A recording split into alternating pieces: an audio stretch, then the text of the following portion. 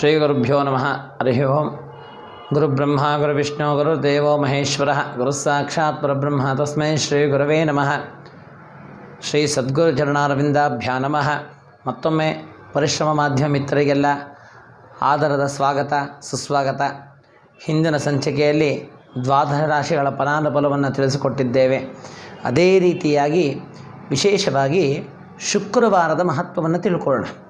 ಈ ಶುಕ್ರವಾರದೊತ್ತು ಹೆಣ್ಣು ಮಕ್ಕಳಿಗೆಲ್ಲ ಏತಕ್ಕಾಗಿ ದೇವಿಗೆ ನಿಂಬೆಹಣ್ಣು ದೀಪವನ್ನು ಹಚ್ಚಕ್ಕಂಥದ್ದು ಹಾಗೂ ಬೆಲ್ಲದ ದೀಪವನ್ನು ಹಚ್ಚಕ್ಕಂಥದ್ದು ಹಾಗೂ ಕೂಷ್ಮಾಂಡ ಅಂದರೆ ಬೂದುಕುಂಬಳಕಾಯಿ ದೀಪವನ್ನು ಹಚ್ಚುವಂಥದ್ದು ಏತಕ್ಕಾಗಿ ಮಾಡಬೇಕು, ಯಾವುದಕ್ಕೋಸ್ಕರ ಮಾಡಬೇಕು ಅನ್ನೋದನ್ನು ಈ ಒಂದು ಸಂಚಿಕೆಯಲ್ಲಿ ನಾನು ತಿಳಿಸ್ಕೊಡ್ತಾ ಇದ್ದೀನಿ ನಿಮಗೆ.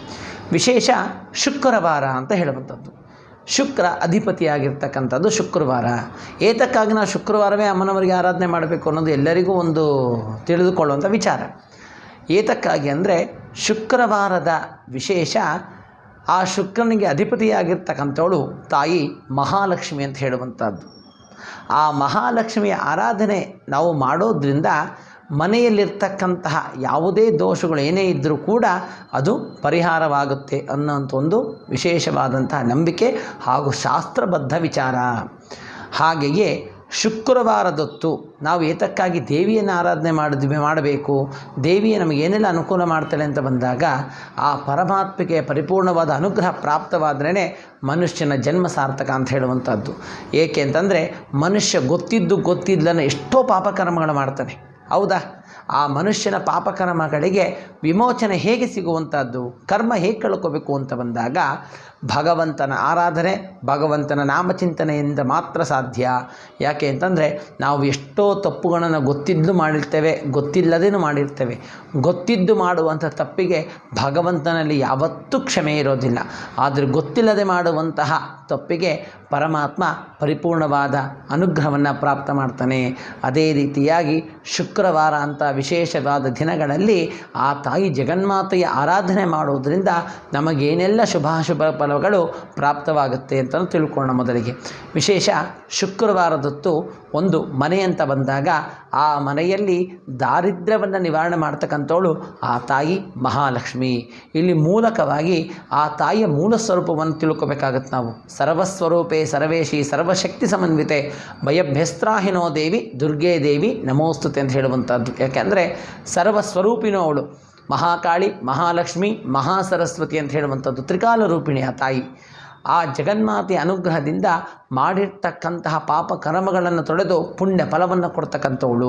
ಅದರಲ್ಲೂ ವಿಶೇಷವಾಗಿ ಶುಕ್ರವಾರದೊತ್ತು ದೇವಿಯ ಆರಾಧನೆ ಮಾಡೋದ್ರಿಂದ ಮನೆಯಲ್ಲಿರ್ತಕ್ಕಂತಹ ಯಾವುದೇ ಋಣಾತ್ಮಕ ಶಕ್ತಿಗಳನ್ನು ತೆಗೆದುಹಾಕಿ ಧನಾತ್ಮಕ ಶಕ್ತಿಯನ್ನು ತುಂಬತಕ್ಕಂಥವಳು ಆ ಜಗನ್ಮಾತೆ. ಅದಕ್ಕೆ ಹೇಳೋದು ಶುಕ್ರವಾರದೊತ್ತು ಹೆಣ್ಣು ಮಕ್ಕಳು ಬೆಳಗ್ಗೆ ಪ್ರಾತಃ ಕಾಲದಲ್ಲಿ ಎದ್ದು ನಿತ್ಯ ಕರ್ಮಗಳನ್ನು ಪೂರೈಸಿ ದೇವತಾರಾಧನೆಯನ್ನು ಮಾಡಿ ಆ ತಾಯಿಯ ವಿಶೇಷವಾದ ಆರಾಧನೆ ಮಾಡೋದ್ರಿಂದ ಮನೆಯಲ್ಲಿರ್ತಕ್ಕಂಥ ಯಾವುದೇ ದುಷ್ಟಶಕ್ತಿಗಳಾಗಿರ್ಬೋದು, ನೆಗೆಟಿವ್ ಎನರ್ಜಿಗಳಾಗಿರ್ಬೋದು, ಇವೆಲ್ಲವೂ ಕೂಡ ಆ ತಾಯಿ ತೆಗೆದು ಹಾಕ್ತಾಳೆ ಅಂತ ಹೇಳುವಂಥದ್ದು. ಯಾಕೆ ಅಂತಂದರೆ ದುರ್ಗೆ ಆರಾಧನೆ ಮಾಡೋದ್ರಿಂದ ದುರ್ಗತಿಗಳು ನಾಶವಾಗ್ತದೆ ಅಂತ. ಅದಕ್ಕೆ ದುರ್ಗಂ ದುರ್ಗತಿ ನಾಶನಂ ಅಂತ ಶಾಸ್ತ್ರವಾಕ್ಯ ಹೇಳುತ್ತೆ.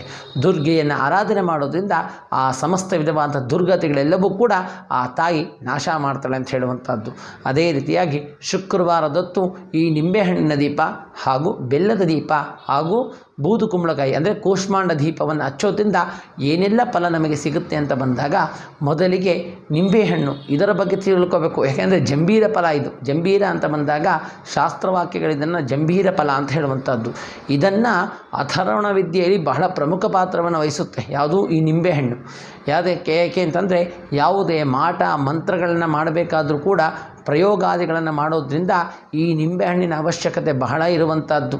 ಆದ್ದರಿಂದ ಈ ನಿಂಬೆಹಣ್ಣಿನ ಒಂದು ವಿಚಾರವನ್ನು ತಿಳಿಯೋದಕ್ಕೋಸ್ಕರ ಈ ನಿಂಬೆಹಣ್ಣಿನ ಜಂಭೀರ ಫಲಪ್ರಯೋಗ ಅಂತಲೇ ಹೇಳುತ್ತವೆ ಶಾಸ್ತ್ರವಾಕ್ಯಗಳಲ್ಲಿ. ಅಂದರೆ ಯಾವುದೇ ವ್ಯಕ್ತಿಗೆ ತನ್ನ ಎದುರಾಳಿಯನ್ನು ನೇರವಾಗಿ ಎದುರಿಸದೆ ಆಗ್ತಕ್ಕಂಥ ಸಂದರ್ಭದಲ್ಲಿ ಈ ಪ್ರಯೋಗ ಮಾರ್ಗವನ್ನು ಹಿಡಿತಾನೆ. ಯಾಕೆಂದರೆ ಮನುಷ್ಯನಲ್ಲಿ ಯಾವಾಗ ದ್ವೇಷ ಅಸೂಯೆ ಅನ್ನೋದು ಹುಟ್ಕೋತು ಆಗ ಈ ಒಂದು ಅಥರ್ಣ ವಿದ್ಯೆಗಳನ್ನು ಆ ಮನುಷ್ಯ ಬಳಸೋಕ್ಕೆ ಪ್ರಯೋಗವನ್ನು ಮಾಡ್ದ. ಇದು ಮುಂದಿನ ವಿಚಾರದ ಮತ್ತಷ್ಟು ಮಾಹಿತಿಯನ್ನು ತಿಳಿಸ್ಕೊಡ್ತೀವಿ ನಿಮಗೆ. ಈ ಅಥರ್ಣ ವಿದ್ಯೆ ಅಂದ್ರೇನು, ಈ ಮಾಟ ಮಂತ್ರ ಮೋಡಿ ಪ್ರಯೋಗಾದಿಗಳಂದ್ರೇನು, ಇವೆಲ್ಲವನ್ನು ಸಾಕಷ್ಟು ಮಾಹಿತಿ ನಿಮಗೆ ಮುಂದಿನ ಸಂಚಿಕೆಗಳನ್ನು ತಿಳಿಸ್ಕೊಳ್ಳುವಂಥ ಸಾಧ್ಯತೆಗಳನ್ನು ಬಹಳ ಕೆಲಸವನ್ನು ಮಾಡ್ತೇನೆ. ಅದೇ ರೀತಿಯಾಗಿ ಈ ತಕ್ಷಣ ಮಟ್ಟಿಗೆ ಏನು ಅಂತಂದರೆ ಶುಕ್ರವಾರದೊತ್ತು ಏತಕ್ಕಾಗಿ ನಿಂಬೆಹಣ್ಣು ದೀಪವನ್ನು ಅಂಟಿಸಬೇಕು ಅಂತ ಬಂದಾಗ ಆ ನಿಂಬೆಹಣ್ಣು ನಾವು ಯಾವುದೇ ಕೆಲಸವನ್ನು ಮಾಡಬೇಕಾದ್ರೂ ಕೂಡ ಕಾರ್ಯಸಿದ್ಧಿ ಅಂತ ಹೇಳುತ್ತೆ.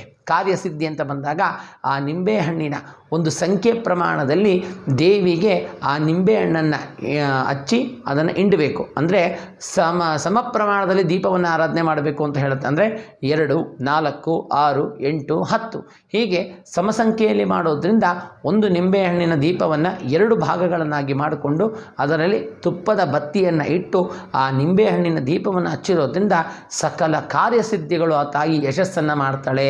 ಯಾಕೆಂದರೆ ನಿಂಬೆಹಣ್ಣಿನ ಹಾರ ಆಗಿರ್ಬೋದು, ನೀವು ನೋಡ್ಬೋದು ಅಮಾವಾಸ್ಯೆ ದಿನಗಳಲ್ಲಿ ವಿಶೇಷವಾಗಿ ತಾಯಿಗೆ ನಿಂಬೆಹಣ್ಣಿನ ಹಾರ ಹಾಕೋದ್ರಿಂದ ಸಮಸ್ತ ವಿಧವಾದಂಥ ದುಷ್ಟಶಕ್ತಿಗಳನ್ನು, ಅಂದರೆ ದುಷ್ಟ ಬಾಧೆಗಳು ಏನೇ ಇದ್ದರೂ ಕೂಡ ಅವೆಲ್ಲವನ್ನು ನಿವಾರಣೆ ಮಾಡಿ ಪರಿಪೂರ್ಣವಾದ ಶುಭಾಶುಭ ಫಲವನ್ನು ನಮಗೆ ಅನುಗ್ರಹ ಮಾಡ್ತಾಳೆ ಆ ತಾಯಿ. ಅದಕ್ಕೆ ಅವಳಿಗೆ ನಿಂಬೆಹಣ್ಣು ಅಷ್ಟಿಷ್ಟವಂತೆ. ಅಂದರೆ ಇದನ್ನು ವಿಶೇಷವಾಗಿ ಕಾಳಿಗೆ ಬಹಳ ಪ್ರಮುಖವಾದದ್ದು ಈ ನಿಂಬೆಹಣ್ಣು. ಈ ನಿಂಬೆಹಣ್ಣು ಕಾಳಿಗೆ ನಾವು ಕೊಟ್ಟಾಗ ಆ ತಾಯಿ ಸಮಸ್ತ ದುರ್ಗತಿಗಳನ್ನು ನಾಶ ಮಾಡ್ತಾಳೆ. ಅದೇ ರೀತಿಯಾಗಿ ಸಕಲ ಕಾರ್ಯಸಿದ್ಧಿ, ಅಂದರೆ ಮನುಷ್ಯ ನಾವು ಏನು ಒಂದು ಕೆಲಸವನ್ನು ಅಂದ್ಕೊಂಡು ನಾವು ಮಾಡ್ತೀವಿ ಆ ಕೆಲಸವನ್ನು ಯಶಸ್ವಿಗೊಳಿಸ್ತಾಳಂತೆ ತಾಯಿ ಆ ನಿಂಬೆಹಣ್ಣಿನ ದೀಪದ ಆರಾಧನೆಯಿಂದ. ಆದ್ದರಿಂದವೇ ಶುಕ್ರವಾರದೊತ್ತು ಪ್ರಮಾಣ ಸಂಖ್ಯೆಯಲ್ಲಿ ಆ ದೀಪವನ್ನು ಆರಾಧನೆ ಮಾಡೋದರಿಂದ ಸಮಸ್ತ ವಿಧವಾದಂತಹ ದುರ್ಗತಿಗಳು ನಾಶವಾಗಿ ನಮ್ಮ ಸಂಕಲ್ಪ ಕಾರ್ಯಗಳು ಸಿದ್ಧಿಯಾಗುತ್ತೆ. ಅದೇ ರೀತಿಯಾಗಿ ಬೆಲ್ಲದ ದೀಪ ಅಂತ ಬಂದಾಗ ಬೆಲ್ಲ ಕರ್ಮ ವಿಮೋಚಕ, ಅಂದರೆ ಕರ್ಮವನ್ನು ಕಳೆಯುವಂತಹ ಪ್ರಮಾಣ ಬೆಲ್ಲ. ಅದಕ್ಕೆ ನಾವು ಯಾವುದೇ ಒಂದು ಬೆಲ್ಲ ಆಗ್ಬೋದು, ಒಂದು ಬೂದುಕುಂಬಳಕಾಯಿ ಆಗ್ಬೋದು, ಉಪ್ಪಾಗ್ಬೋದು, ಇವೆಲ್ಲವನ್ನು ದಾನವನ್ನು ಮಾಡೋದ್ರಿಂದ ಕರ್ಮವನ್ನು ಕಳೆಯುವಂಥದ್ದು. ಹಾಗೇ ದಾನ ಮಾಡ್ಬೋದು, ದಕ್ಷಿಣ ಇಟ್ಟು ದಾನ ಮಾಡಬೇಕು ಅಂತ ಹೇಳೋದು. ಯಾಕೆಂದರೆ ಕರ್ಮ ಅವೆಲ್ಲ, ಆ ಕರ್ಮವನ್ನು ಕಳ್ಕೊಡೋದ್ರಿಂದ ನಮಗೆ ಶುಭ ಅಪಮೃತ್ಯು ದೋಷಗಳು ನಿವಾರಣೆ ಆಗುತ್ತೆ. ಅಪಮೃತ್ಯು ಅಂದರೆ ಯಾವುದೇ ಮನುಷ್ಯನಿಗೆ ಕಂಟಕ ಅಂತ ಬರ್ತದೆ. ಆ ಕಂಟಕ ವಿಮೋಚನೆ ಆಗಬೇಕು ಅಂತಂದರೆ ಈ ಉಪ್ಪು, ಬೆಲ್ಲ ಮತ್ತು ಈ ಒಂದು ಬೂದುಕುಂಬಳಕಾಯಿಯನ್ನು ದಾನ ಮಾಡೋದ್ರಿಂದ ಇವೆಲ್ಲವೂ ಕೂಡ ಅಪಮೃತ್ಯುಗಳ ಸಂಕೇತ. ಅಂದರೆ ಇದನ್ನು ದಾನ ಮಾಡೋದ್ರಿಂದ ಅದು ಮೃತ್ಯು ದೋಷವು ನಿವಾರಣೆ ಆಗುತ್ತೆ ಅಂತ ಹೇಳುತ್ತೆ. ಅದಕ್ಕೆ ಮೃತ್ಯುಂಜಯನಿಗೆ ನಾವು ಈ ಬೆಲ್ಲ ಮತ್ತು ಉಪ್ಪು ಹಾಗೂ ಬೂದುಕುಂಬಳಕಾಯಿನ ಇಡುವಂಥ ಪದ್ಧತಿ ನಿಮಗೆಲ್ಲ ಗೊತ್ತಿರ್ತಕ್ಕಂಥ ವಿಚಾರ. ಅದೇ ರೀತಿಯಾಗಿ ಈ ಬೆಲ್ಲವನ್ನು ದೇವಿಗೆ ಆರಾಧನೆ ಮಾಡಬೇಕು ಅಂತ ಬಂದಾಗ ಯಾವ ಮನೆಯಲ್ಲಿ ಆರ್ಥಿಕ ಸಮಸ್ಯೆಗಳು, ಅಂದರೆ ಹಣಕಾಸಿನ ಸಮಸ್ಯೆಗಳಿರ್ತದೆ, ಆ ಹಣಕಾಸಿನ ಸಮಸ್ಯೆಯನ್ನು ನಿವಾರಣೆ ಮಾಡುವಂಥದ್ದೇ ಈ ಬೆಲ್ಲ. ಈ ತುಪ್ಪದ ದೀಪವನ್ನು, ಅಂದರೆ ತುಪ್ಪದ ಬತ್ತಿಯನ್ನು ಬೆಲ್ಲದಲ್ಲಿ ಇಟ್ಟು ಅದನ್ನು ಹಚ್ಚೋದ್ರಿಂದ ಆ ಶಾಖಕ್ಕೆ ತುಪ್ಪದ ಬತ್ತಿ ಹೇಗೆ ಉರಿದು ಅಂಟ್ಕೊಳ್ತದೆ, ಬೆಲ್ಲ ಕರಗ್ತಾ ಬರುತ್ತೆ. ಗಮನಿಸಿದರೆ ನೀವು, ಈ ಬೆಲ್ಲವನ್ನು ಕರಗ್ತಾ ಬಂದಾಗ ಮನುಷ್ಯನ ಕರ್ಮವೂ ಕೂಡ ನಮಗೆ ಕಳೀತಾ ಬರುತ್ತೆ. ಆ ಕಳೀತಾ ಬಂದಾಗ ಬೆಲ್ಲ ಕರಗಿದಷ್ಟು ಕೂಡ ಮನುಷ್ಯನ ಆರ್ಥಿಕ ಸಮಸ್ಯೆಗಳನ್ನು ಆ ತಾಯಿ ನೀಗಿಸ್ತಾಳೆ. ಅದಕ್ಕೆ ಮಹಾಲಕ್ಷ್ಮಿ ಅಂತ ಹೇಳುವಂಥದ್ದು. ಆವತ್ತಿನ ದಿನ ವಿಶೇಷವಾಗಿ ರಾಹುಕಾಲದಲ್ಲಿ ಆಚರಣೆ ಮಾಡಬೇಕು. ವಿಶೇಷ ಅಂತಂದರೆ ಈ ದೇವಿಯ ಆರಾಧನೆ ರಾಹುಕಾಲದಲ್ಲಿ ಮಾಡಿದಷ್ಟು ರಾಹು ದೋಷಗಳೇನೇ ಇದ್ದರೂ ಕೂಡ ಅವೆಲ್ಲವೂ ದೋಷ ಪರಿಹಾರವಾಗುತ್ತೆ. ಅದೇ ರೀತಿಯಾಗಿ ಕೂಷ್ಮಾಂಡ ದೀಪವನ್ನು ಏತಕ್ಕಾಗಿ, ಅಂದರೆ ಬೂದುಕುಂಬಳಕಾಯಿ ದೀಪವನ್ನು ಏತಕ್ಕಾಗಿ ಹಚ್ಚಬೇಕು ಅಂತ ಬಂದಾಗ ಈ ಅಮಾವಾಸ್ಯೆ, ಪೌರ್ಣಮಿ, ಅಷ್ಟಮಿ, ನವಮಿ, ಚತುರ್ದಶಿ ಇಂತಹ ತಿಥಿಗಳನ್ನು ಗಮನಿಸ್ಕೋಬೇಕು.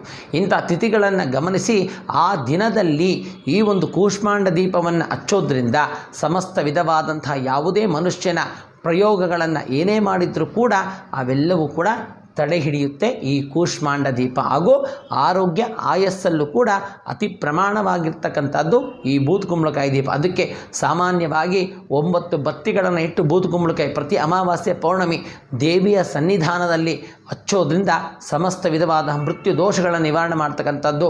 ಅದೇ ರೀತಿಯಾಗಿ ಸಮಸ್ತ ವಿಧವಾದಂತಹ ದೃಷ್ಟಿ ದೋಷಗಳನ್ನು ತಡೆಯುವಂಥದ್ದು. ಯಾಕೆಂದರೆ ಮನುಷ್ಯನಿಗೆ ದೃಷ್ಟಿಗಿನ್ನ ದೊಡ್ಡ ರೋಗ ಇಲ್ಲ ಅಂತ ದೊಡ್ಡ ಹಿರಿಯ ಶಾಸ್ತ್ರಜ್ಞ ಹೇಳಿರ್ತಾರೆ. ಅಂತಹ ದೃಷ್ಟಿಯನ್ನು ನಿವಾರಣೆ ಮಾಡೋದಕ್ಕೋಸ್ಕರವೇ ಈ ಕೂಷ್ಮಾಂಡ ದೀಪವನ್ನು ಆಚರಣೆ ಮಾಡ್ತಕ್ಕಂಥದ್ದು. ಅದೇ ರೀತಿಯಾಗಿ ಯಾರ್ಯಾರ ಮನೆಯಲ್ಲಿ ಏನೇನು ಸಮಸ್ಯೆ ಇರುತ್ತೋ ಯಾರೂ ಅರಿಯೋಕ್ಕಾಗಲ್ಲ, ಯಾವ ಜ್ಯೋತಿಷನೂ ಅರಿಯೋಕ್ಕಾಗಲ್ಲ. ಅದು ಕೇವಲ ಭಗವಂತನ ಚಿಂತನೆ. ಆ ಭಗವಂತ ಒಬ್ಬನೇ ಅದಕ್ಕೆ ಪ್ರಮಾಣ ಹಾಗೂ ಪರಿಹಾರವನ್ನು ಸೂಚನೆ ಕೊಡುವಂಥದ್ದು. ಕೇವಲ ನಾವು ಇಂಥ ಮಾರ್ಗದಲ್ಲಿ ಹೋಗಿ ನಿಮಗೆ ತುಂಬ ಒಳ್ಳೆಯದಾಗುತ್ತೆ ಅಂತ ಹೇಳ್ಬೋದು. ಇದೇ ಮಾರ್ಗದಲ್ಲಿ ಅಂತ ಬಂದಾಗ ಮನುಷ್ಯನಿಗೆ ಒಂದು ಒಳ್ಳೆ ಉಪಕಾರವನ್ನು ಮಾಡುವಂಥದ್ದು ಈ ಜ್ಯೋತಿಷ್ಯ ಅಂತ ಹೇಳುವಂಥದ್ದು. ಆದ್ದರಿಂದ ಯಾರ್ಯಾರ ಮನಸ್ಸಲ್ಲಿ ಯಾವ ಮನೆಯಲ್ಲಿ ಏನು ಸಮಸ್ಯೆ ಇದ್ದರೂ ಕೂಡ ಈ ಒಂದು ನಿಂಬೆಹಣ್ಣಿನ ದೀಪ ಹಾಗೂ ಆರ್ಥಿಕ ಸಮಸ್ಯೆ ನೀಗಿಸುತ್ತಾಗಿ ಬೆಲ್ಲದ ಆರತಿ ಹಾಗೂ ಈ ಕೂಷ್ಮಾಂಡ ದೀಪವನ್ನು ಹಚ್ಚೋದ್ರಿಂದ ಸಮಸ್ತ ವಿಧವಾದಂತಹ ಸಮಸ್ಯೆಗಳು ಪರಿಹಾರವಾಗಿ ಶುಭ ಫಲಗಳನ್ನು ಆ ಮಹಾಲಕ್ಷ್ಮಿ ಹಾಗೂ ಆ ಮಹಾಕಾಳಿ ಮಹಾಸರಸ್ವತಿ ಪ್ರಾಪ್ತವಾಗ್ತಕ್ಕಂಥದ್ದು. ಅದೇ ರೀತಿಯಾಗಿ ವಿಶೇಷವಾಗಿ ಇನ್ನು ಮುಂದೆ ಯಾರ್ಯಾರ ಕೆಲಸಗಳು ಏನೇನು ಅಡ್ಡಿಯಾಗುತ್ತೋ ಎಲ್ಲರಿಗೂ ಕೂಡ ಈ ಒಂದು ತಂತ್ರ ಪ್ರಯೋಗ ಅಂದರೆ ತಂತ್ರ ವಿಧಾನವನ್ನು ಮಾಡಿ ನೋಡಿ, ಆ ತಾಯಿ ಜಗನ್ಮಾತೆ ಪರಿಪೂರ್ಣವಾದ ಅನುಗ್ರಹ ನಿಮಗೆ ಪ್ರಾಪ್ತವಾಗುತ್ತೆ. ಇನ್ನೂ ಸಾಕಷ್ಟು ಮಾಹಿತಿ ಮುಂದಿನ ಸಂಚಿಕೆ ನಾನು ತಿಳಿಸ್ಕೊಡೋಕ್ಕೆ ಬಹಳಷ್ಟು ಕೆಲಸವನ್ನು ಇಚ್ಛೆ ಪಡ್ತೇನೆ. ಅದೇ ರೀತಿಯಾಗಿ ನಿಮ್ಮ ಏನೇ ಸಮಸ್ಯೆ ಇದ್ದರೂ ಕೂಡ ಈ ಪರಿಶ್ರಮ ಮಾಧ್ಯಮದ ಮೂಲಕ ನಿಮ್ಮ ಸಮಸ್ಯೆಗಳನ್ನು ಈ ಒಂದು ಪರಿಶ್ರಮ ಮಾಧ್ಯಮಕ್ಕೆ ವಿಚಾರ ತಿಳಿಸ್ಕೊಡಿ. ಆದಷ್ಟು ನಿಮ್ಮ ಸಮಸ್ಯೆಗಳನ್ನು ಬಗೆಹರಿಸುವುದರಲ್ಲಿ ನಾನು ಸತತ ಪ್ರಯತ್ನ ಮಾಡ್ತೀನಿ ಅಂತ ಹೇಳಿ, ಯಾರ್ಯಾರು ಇಲ್ಲಿಯವರೆಗೂ ಪರಿಶ್ರಮ ಮಾಧ್ಯಮ ನೋಡದೇ ಇದ್ದೀರಿ, ಇನ್ನು ಮುಂದೆ ಆದರೂ ಈ ಪರಿಶ್ರಮ ಮಾಧ್ಯಮಕ್ಕೆ ಒಂದು ಅನುಕೂಲವಾಗಿ ಇದನ್ನು ಫಾಲೋ ಮಾಡಿ ಅಂತ ಹೇಳಿ ಇವತ್ತಿನ ಸಂಚಿಕೆಯನ್ನು ಸಮಾಪ್ತ ಮಾಡ್ತಾ ಇದ್ದೀನಿ. ಲೋಕ ಸಮಸ್ತ ಸುಖಿನೋ ಭವಂತು.